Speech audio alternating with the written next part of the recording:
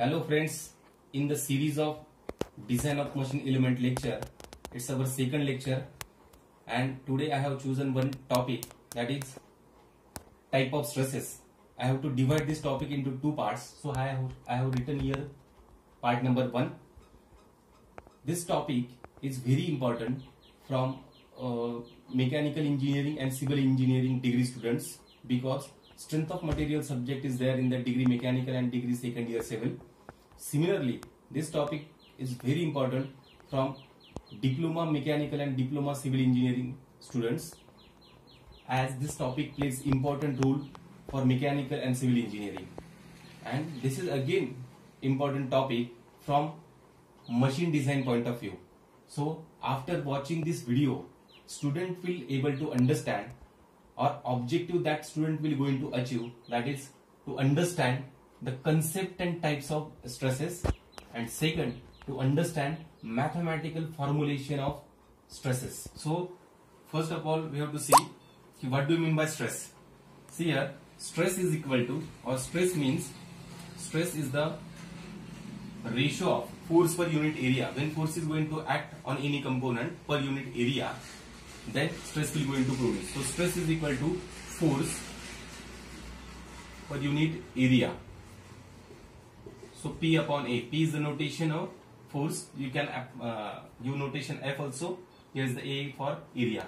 So this is the simple formula for stress. Stress is equal to force per unit area. Let's see SI unit of force. So SI unit for force is equal to Pascal. So 1 Pascal is equal to simply 1 Newton per meter square. Let's say 1 MPa, 1 megapascal is equal to 1 into 10 to the power 6 Newton per meter square, or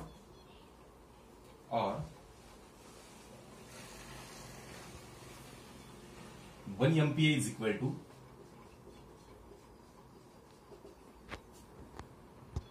1 Newton per mm square simply.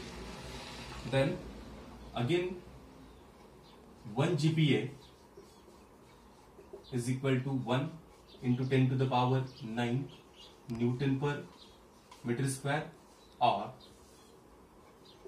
1 kilonewton per mm square. So this is the unit of stress. So stress is equal to force per unit area, and we discuss about unit of the stress. Now in detail, there are various types of stresses. So first important type of stress is that is tensile stress.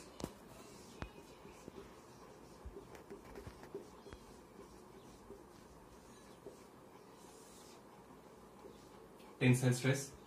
See friend, when a load is going to act through the axis of the component in the outward direction, then type of stress will going to develop is known as tensile stress. Let's say one example. Consider this is a bar, circular bar is there, and load is going to apply on this bar. This is the axis of the bar. If I am going to apply a load P, load is going to apply through the axis of the object. This is a area of cross section. This is the area of cross section. If area changes, concept remains same. It may like this.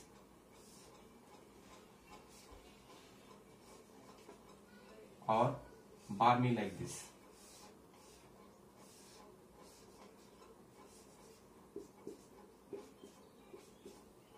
These are some examples. This is a circular rod, this is square or rectangular, this is a triangular one. Here cross sectional area, as this is circular one, if we put notation here, D is the diameter of shaft, the area, cross sectional area will be pi by 4 into D square. Here area will be equal to, suppose this is equal to B, this is equal to T, so area is equal to B into T. Consider for the triangular section, this is the base and this is the height of section, so area will be equal to 1/2 base into height. So formula for tensile stress, the notation for tensile stress is equal to sigma T. It is denoted with the help of sigma T. So sigma T is equal to force per unit area, and you can put any value of area over here.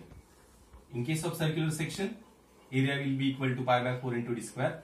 In case of this square section, area will be equal to b into t, and in case of this triangular section, area will be equal to 1/2 base into height. Now we are moving to second type of stress, and that is compressive stress. Second is compressive stress.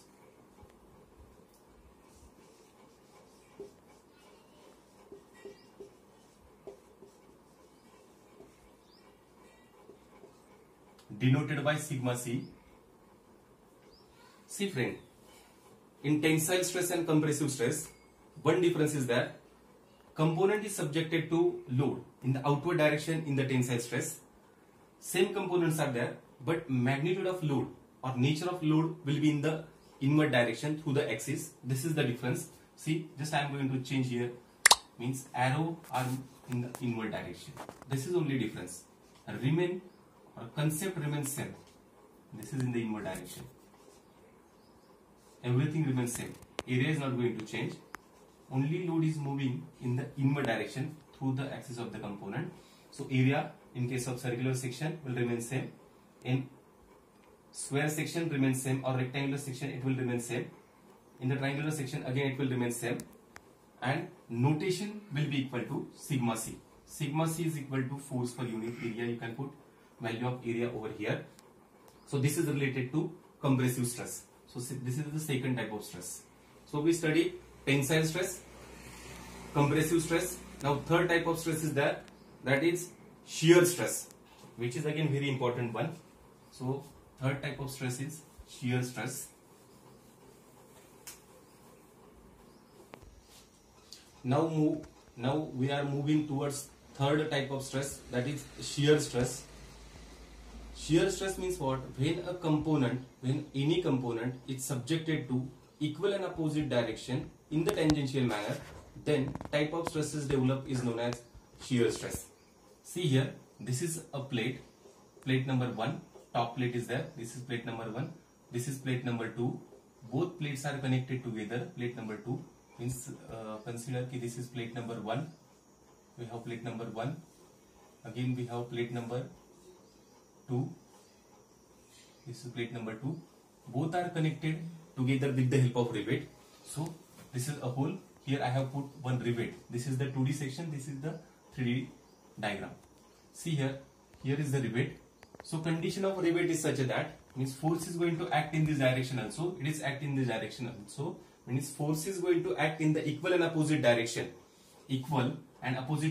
but in the tangential manner. So here the type of stresses developed is known as shear stress on the rivet section. When you consider this is a rivet, and due to this stress, what happened?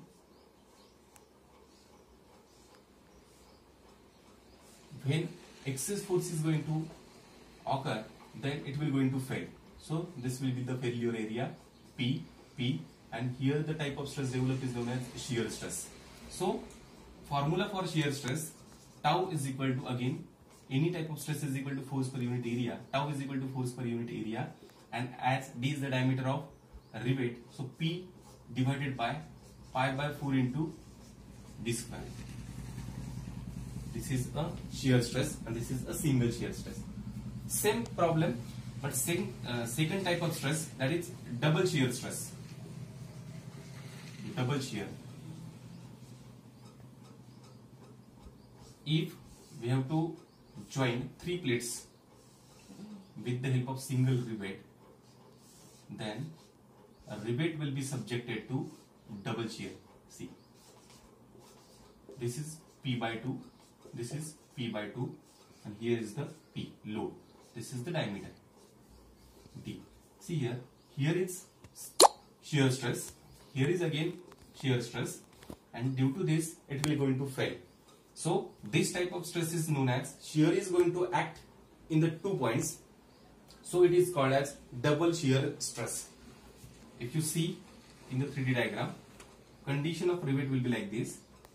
When excess load is going to apply on the plates and rivet is not able to take that particular load, it will going to fail, and failure will be like this. This is one block, this is one block. It will move with the plate, top plate and bottom plate, P by 2, and this will move in this direction. This is the P. This is the failure area. Here is one area, here is another area, A. So this is equal to twice the area. So double shear stress will going to develop. That is tau is equal to force per unit area. That is twice the area. P divided by twice pi by 4 into d square. This is the formula. So this is the concept of double shear stress. Okay, in shear stress we discuss first type, that is single shear stress. Second type, that is double shear stress. Now we are going to discuss third type, that is circumferential shear stress, or this is related to punching operation. So see here, where exactly circumferential shear stress is going to occur. Here I am going to draw one diagram. This is a plate having thickness T, and if I want to make a punch or hole on this plate, this is a punch, and this is a punch. Here is the P is equal to punching force.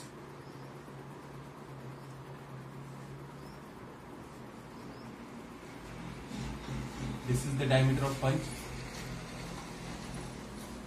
After punching, this hole will going to produce, means punch will cut, means circumferential cutting will be there, and due to circumferential cutting, here we get one blank, and this cutting is because of circumferential shear stress. So this is the blank. Again it having diameter D equal to the diameter of punch. So this is a punching related problem. So in this type of punching operation, two type of stresses are going to develop. First on the punch, and second will be in the material. So first, stress in the punch,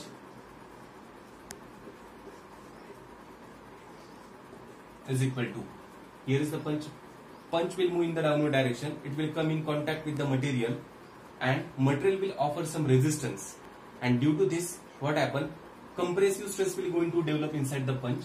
So stresses in the punch will be equal to compressive stress, that is sigma C. So sigma C is equal to force per unit area, and area of the punch is, as punch is circular, so P divided by pi by 4 into d square. So d is the diameter of punch. So this is the stress developed inside the punch, and now we are interested to find out stresses developed in the material. Stresses in material. This material is going to cut due to this circumferential stress. Means circumferential stress is responsible for cutting operation. So stresses inside the material will be equal to force per unit area. See here, this is the area of failure because of circumferential shear stress. So P divided by, as this is the circumference, so circumference is pi d multiplied by thickness of the material. This is the T. So this is about circumferential shear stress. Thanks for watching this video. In upcoming video, we are going to take problems related to tensile stress, compressive stress, and shear stress. Thanks.